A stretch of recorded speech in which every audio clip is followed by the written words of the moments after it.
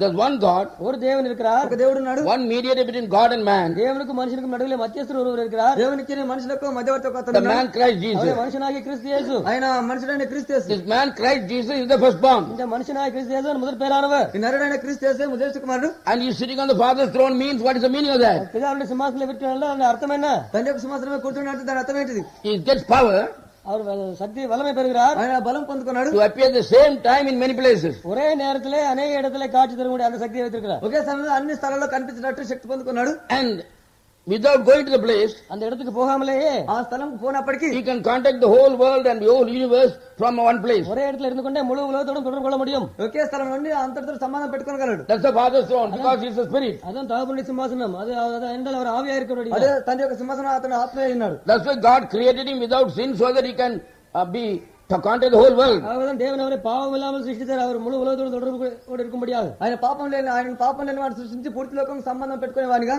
So when God created man, தேவன் மனுஷனை சிருஷ்டித்த பொழுது దేవుడు మనిషిని సృష్టించినప్పుడు he created the firstborn. முதற் பேரானவர் சிருஷ்டித்தார். జ్యేష్ఠపుత్రుని సృష్టించున్నారు. Then all those whom he liked, அவர் விரும்பின எல்லாரையும் ఆయన ఇష్టపడిన వాళ్ళందరూ కూడా உலகத்துல வருவாங்கல்ல, உலகத்திலே வருகிறார்கள் அல்லவா, లోకంలోకి వస్తున్నారు కదా. all those people who knew the Spirit of the Lord knew who will come and what will they will do.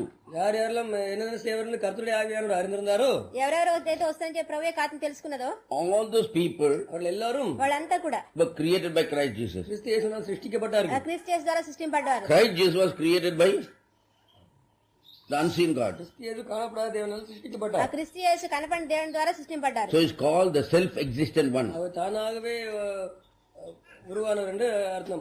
తనంతట తానే అయినటువంటి వారిని అర్థం దానికి. Then he, அவர் ఆయన through his foreknowledge, தம்முடைய முன்னறிவினாலே తన ముందు జ్ఞానంతో he created everyone who will be inside him. அவருக்குள்ளே இருக்கிற எல்லாரையும் சிருஷ்டித்தார். ఆయనలో ఉన్నవారందరినీ కూడా సృష్టించారు. Before there was one stone or one leaf or one mountain or anything like that, before earth was created, we were created.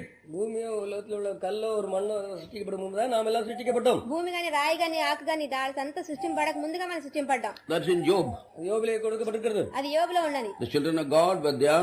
தேவனுடைய பிள்ளைகள் அங்கே இருந்தார்கள். దేవుని యొక్క పిల్లలు అక్కడ ఉన్నారు. They were created before the foundation of the earth was laid. உலகத்துடைய அஸ்திபாரம் எல்லாம் போடப்படக்கு முன்பதாக அவர்கள் சிருஷ்டிக்கப்பட்டார்கள். భూమి పునాది వేయబడక ముందు వాళ్ళంతా సృష్టింపడ్డారు.